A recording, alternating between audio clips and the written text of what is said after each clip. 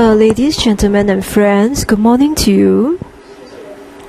Thank you, Chairman Ong King Yong, Vice Chairman Ong King Yong, for such a wonderful introduction. I am actually leading our interactive group to Singapore, and my main aim is actually to seek your friendship and cooperation. However, friendship and cooperation should be built on a mutual understanding, and there must be some basic foundation for it. So therefore, I'm very thankful and Nanyang Technology University and all the other parties are able to give me such a platform to speak about our 19th NPC Congress meeting details, as well as our latest development in China, as well as China's relationship with the world, and then to have a chance to have a face-to-face interaction with you on this topic.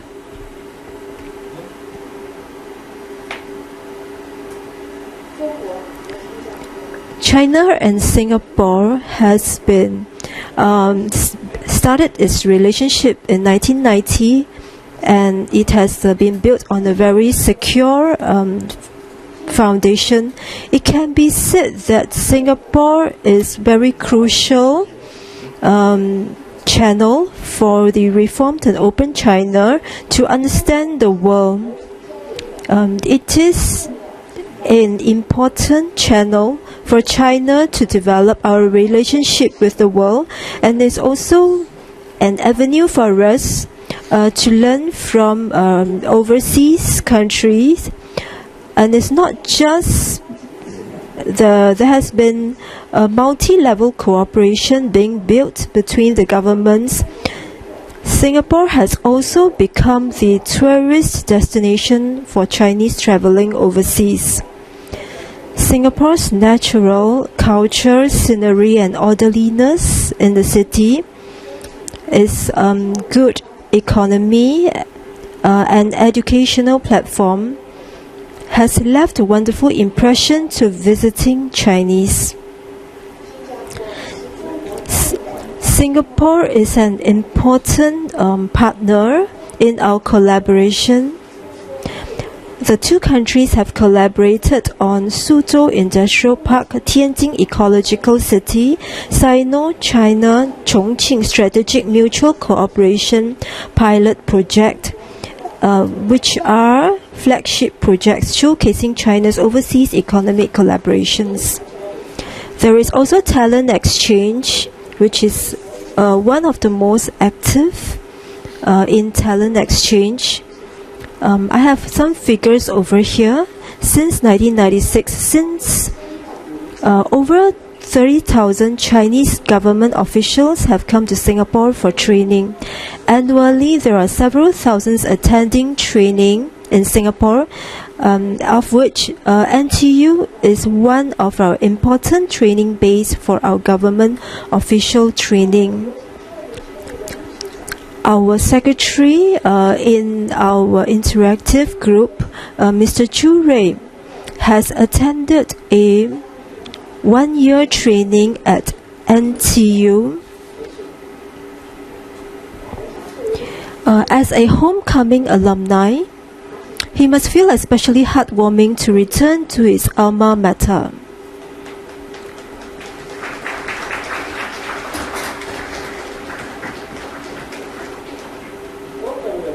Personally, in 20 years ago, when I was one of the academicians in Shanghai Jiao Tong University, I have begun a learning exchange with this university, and I've also participated in many of the international conferences over here, and possibly today, based on my professional level that I'm coming from, I won't be talking about it.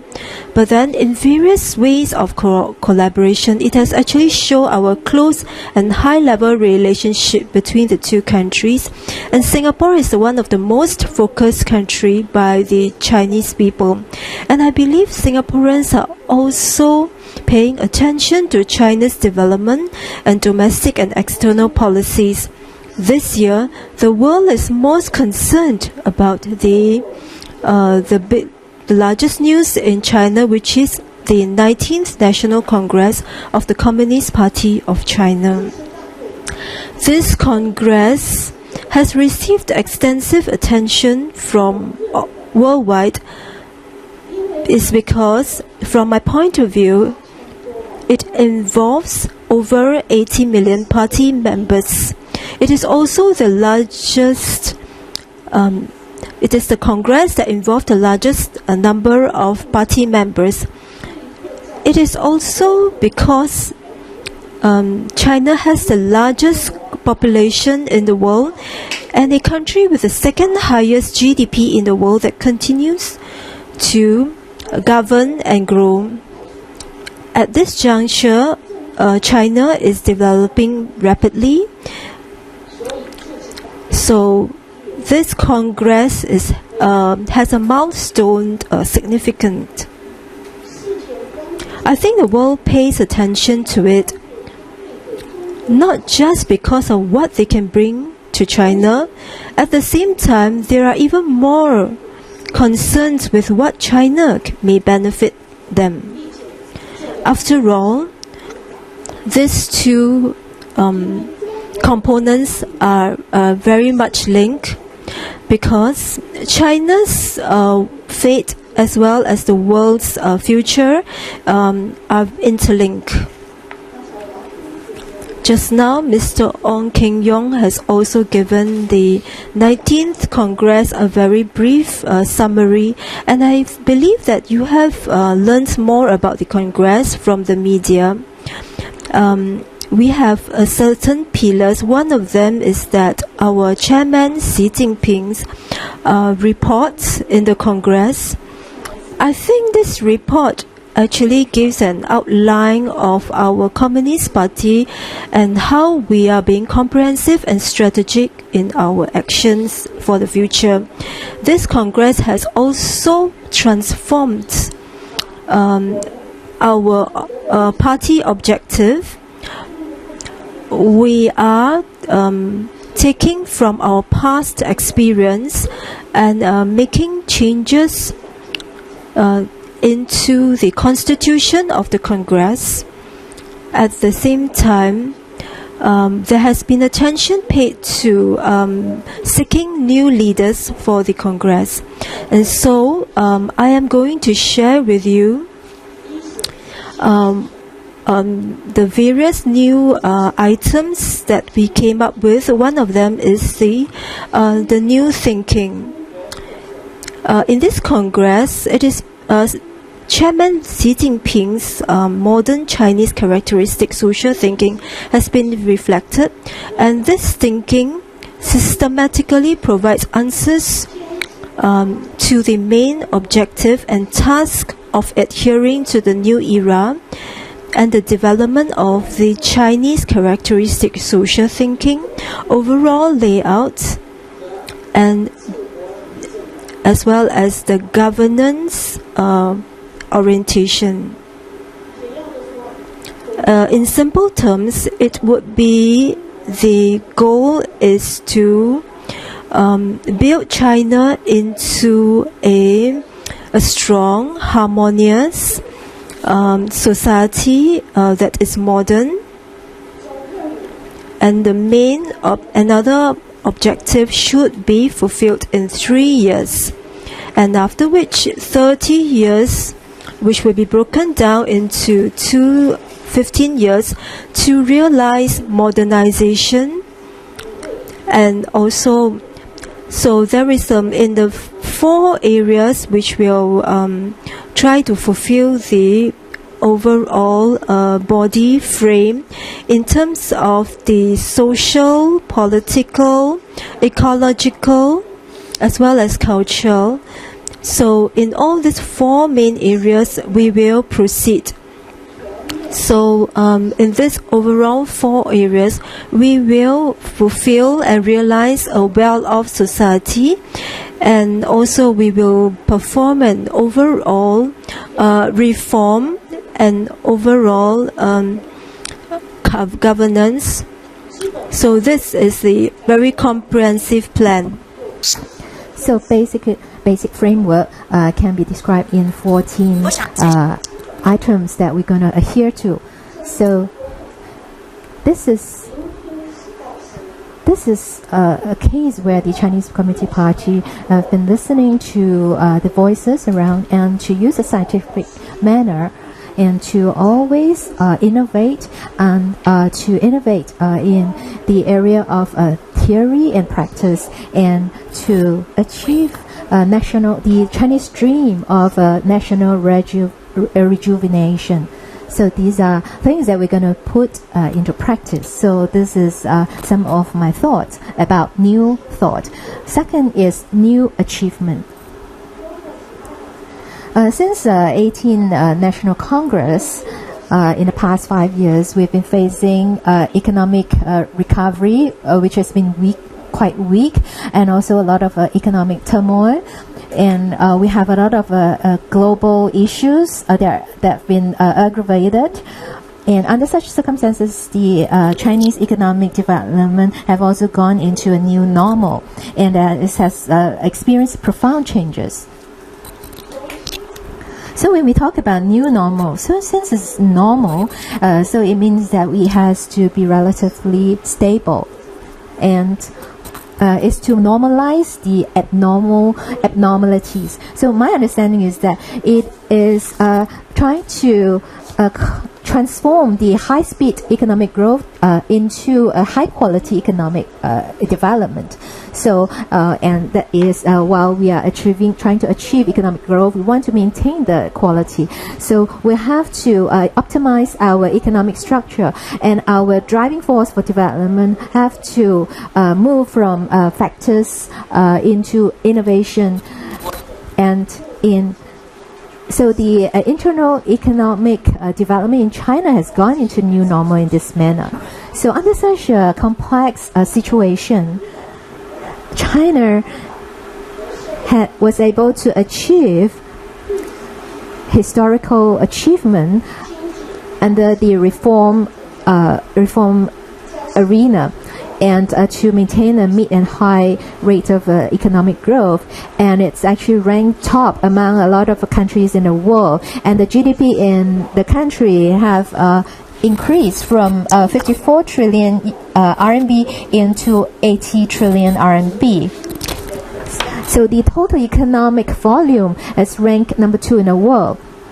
So at the same time, democratic rule by law, the thought, and the culture, the livelihood of the people, as well as ecological civilization. These are all the areas that we have achieved a lot of development, and as well as building the anti-corruption system and diplomatic relation. All these areas we have achieved sterling results, and some of these have actually experienced a breakthrough. So this is the second new topic, which is new achievement. So third new is actually is new era. This era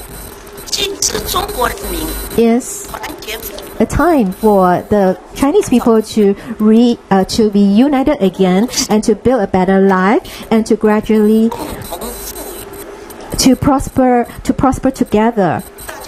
This is a era that we prosper together. So we know that in the recent time, China has been trying to help to alleviate the poverty. And in 1949, when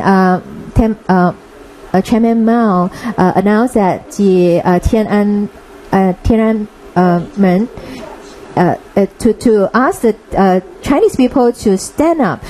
This I interpret it as to China to become an independent country. So now we are moving into a journey of becoming prosperous, and also we want to prosper together. So this is a normal state of mind, and it is also in the development of a community of common destiny for the mankind. This is a time for China to contribute.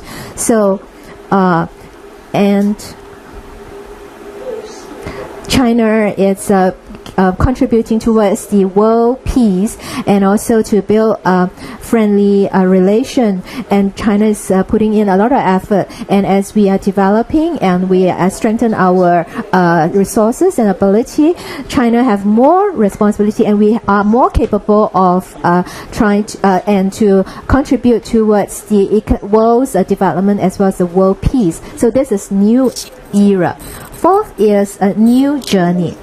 When we talk about new journey, there are three notes I mentioned. First is for the next 3 years, that is by 2020, we want to secure a decisive victory to build a moderately prosperous society. So this is a 3 years of important battle. So we have to ensure, and we have to resolve all the major risks we want to diffuse the major risks that we're facing. Second is to alleviate poverty in a precise manner. So we want to reduce the poor population by 2020. Now we still have 40 million people who are under poverty.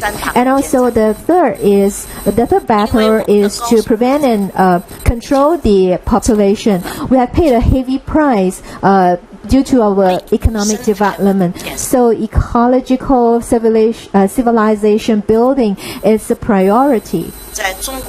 So in China, we have this saying. So we want the gold mountain and the silver mountain. We also want the blue and the red mountain, and red water, blue sky and green water. So this is what we want. Yeah. So second is that by 2020, we want to ensure that we are able to build a modernized country. So we have two steps approach. So 15 years ago, in the previous Congress, we have mentioned that in the next 20 years, we are going to build a moderately prosperous society in all respects. So after 15 years later, we are going to realize these targets. So this is this is a solemn promise and commitment that the Chinese Communist Party have made to the people of China. So from 2021 to 2035 is the next 15 years. Basically, we want to realize socialized modernization. So by 2036 to 2050, we want to achieve our targets, which is to have a prosperous, democratic, civilized, and harmonious and beautiful socialist, modern, strong country. So fifth is a new contribution. China have achieved a historical accomplishment. So this itself is a great contribution to the world. In the past 5 years, China has contributed more than 30% towards the world economic growth. And that's ranked number 1 in the world, and it became a very important impetus to the economic development as well as stabilizing force. 1978 to 2016, the poor population in the rural area we have reduced 730 million people, and actually if it it's account for 70% of the poor population. So it actually have contributed tremendously towards the alleviation of poverty. 2016, the economic contribution from China have exceeded 30% towards the world's contribution, and the export and import volume has reached $3.9 trillion. And actually it has exceeded 30% of the GDP. So this is one area of contribution. Second area of contribution, China has been dedicated towards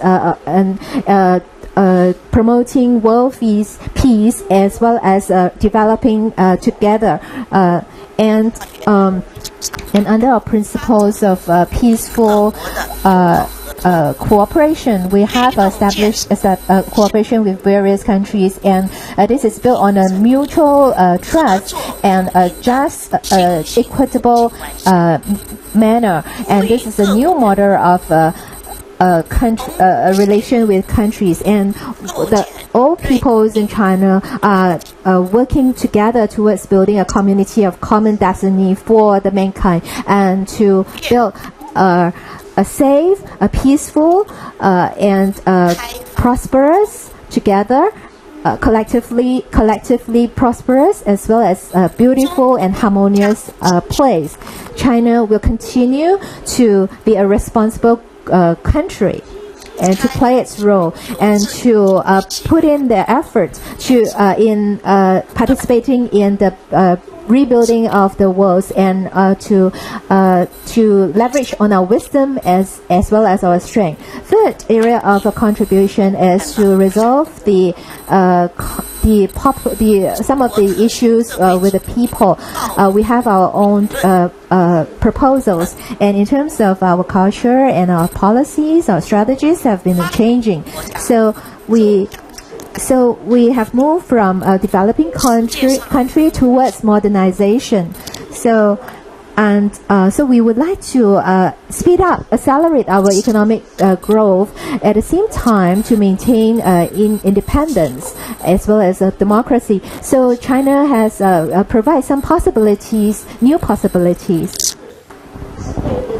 It is for the humankind's advancement and development through the Chinese intelligence, and also the China social thinking is something that our Communist Party, as well as Chinese people, as well as our Chinese Party, are actually working towards for the world.